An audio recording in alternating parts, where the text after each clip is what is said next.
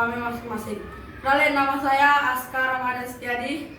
Nama saya Dara Brilian Hendrawan. Nama saya Amanda Natasha. Nama saya Raski Satria Ramadan. Nama saya Daniel Muhammad Husaini. Nama saya Ahmad Zaidan Kair. Waalaikumsalam warahmatullahi wabarakatuh. Selamat pagi. Perkenalkan, kami dari kelompok 1 kelas 6A.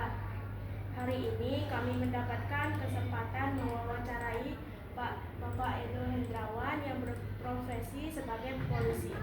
Kami mengucapkan terima kasih kepada Bapak Edo Hendrawan karena telah bersedia meluangkan waktu untuk kami. Semoga wawancara ini bermanfaat dan dapat memberi motivasi kepada kami semua untuk hidup disiplin dan bertanggung jawab. Apa yang membuat Bapak Edo Hendrawan memilih profesi polisi? Ya, pertama kali yang membuat saya memilih profesi sebagai seorang polisi adalah paling pertama itu adalah sebuah cita-cita. Ya. Yang kedua itu sebagai profesi seorang polisi itu menjalankan tugas yang mulia, di mana kita selaku seorang polisi itu memberikan keamanan, ketertiban, kenyamanan kepada masyarakat agar terciptanya kehidupan yang aman dan tentram bagi masyarakat.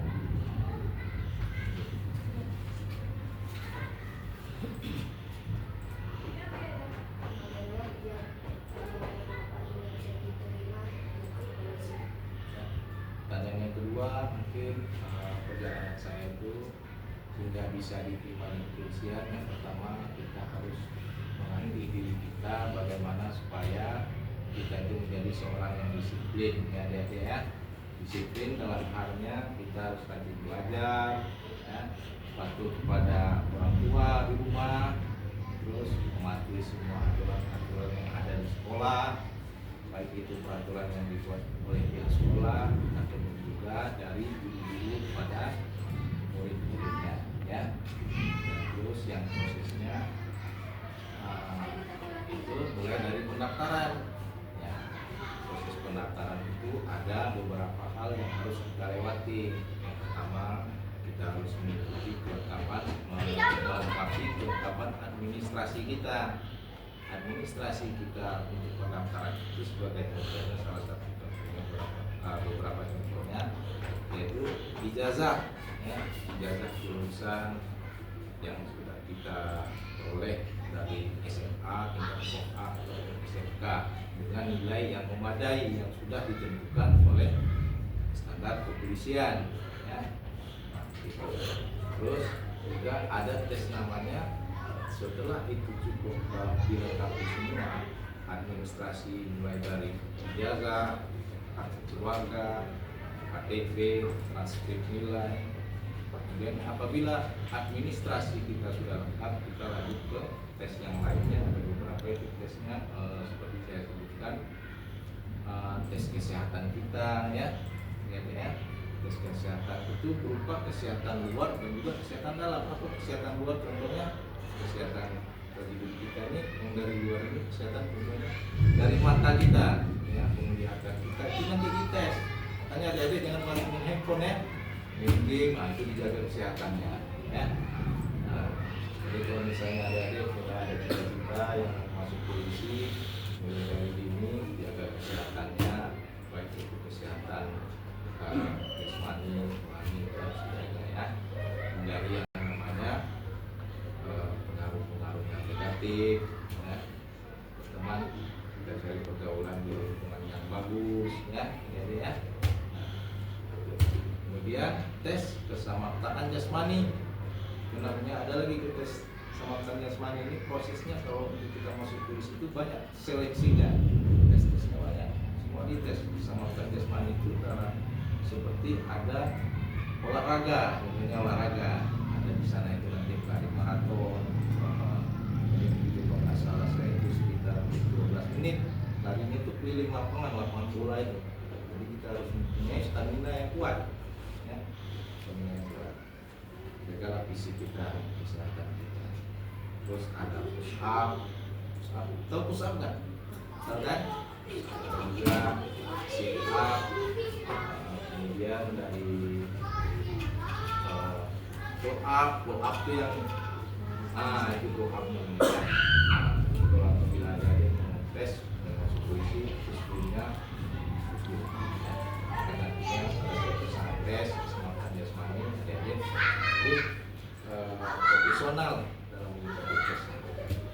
Berenang ada juga tesnya, termasuk berenang ada juga. Ada yang nggak bisa berenang di sini. Oh, ini harus sering mandi ke kolam berenang. Ya, belajar berenang ya. Nanti pakai apa? Pakai pelampung bisa nanti. Oke, lanjut ya. Apa saja tugas utama seorang polisi dalam menjaga keamanan masyarakat? Nah, tugas seorang polisi dalam menjaga keamanan dalam masyarakat itu sebagaimana sudah tertuang dalam Undang-Undang Nomor 2 Tahun 2002 memelihara keamanan ketertiban di dalam masyarakat dan melakukan penegakan hukum. Ya, memelihara ketertiban itu gunanya untuk kita hidup di masyarakat ini agar kita aman dan nyaman. Menegakkan aturan itu seperti aturan hukum, contohnya ya kita menegakkan undang-undang misalnya, contoh ya ada seseorang melakukan sebuah tindak pidana. Tahu tindak pidana itu apa? Ada orang yang melakukan kejahatan ya, misal dia mencuri motor terus datang polisi, ditangkap sama polisi, itu juga tugas polisi namanya menegakkan undang-undang ya.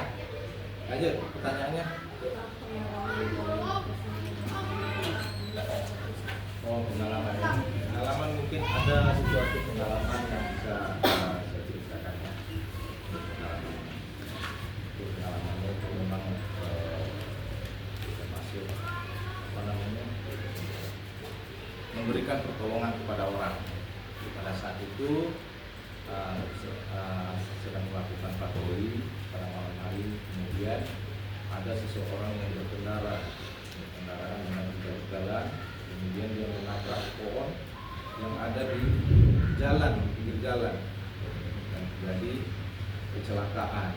Dan kemudian yang membawa motor itu pecah kepalanya di sana, banyak darahnya keluar. Kemudian lalu saya turun, tunggu, dicek, ternyata dia masih hidup.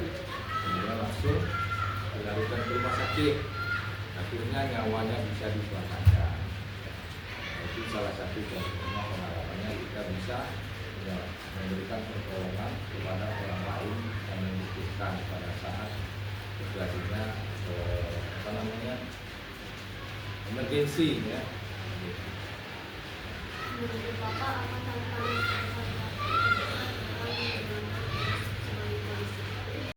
tantangan terbesarnya dalam menjalankan tugas kepolisian itu yang pertama itu kita selalu menjaga kepercayaan masyarakat.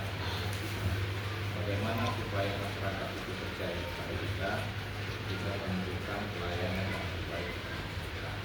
Apabila ada masyarakat yang melapor kepada kita ke kepolisian, kita langsung memberikan tanggapan secepat mungkin, memberikan tindakan dalam penyelesaian masalah agar semua bisa teratasi dengan dilakukan dengan profesional ya.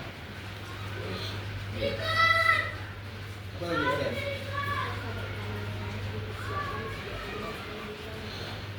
Oh, syarat yang pertama dipersiapkan semenjak ini agar bisa masuk ke kepolisian gitu ya.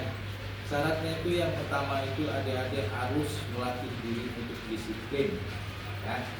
Disiplin dalam halnya adalah cara baik disiplin di rumah, di sekolah, terus belajar yang rajin ya, jangan semangat.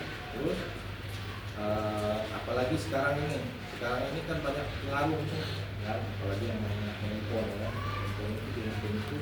Handphone itu bisa membuat kita jadi pintar, bisa membuat kita jadi bodoh, tergantung kita menggunakannya.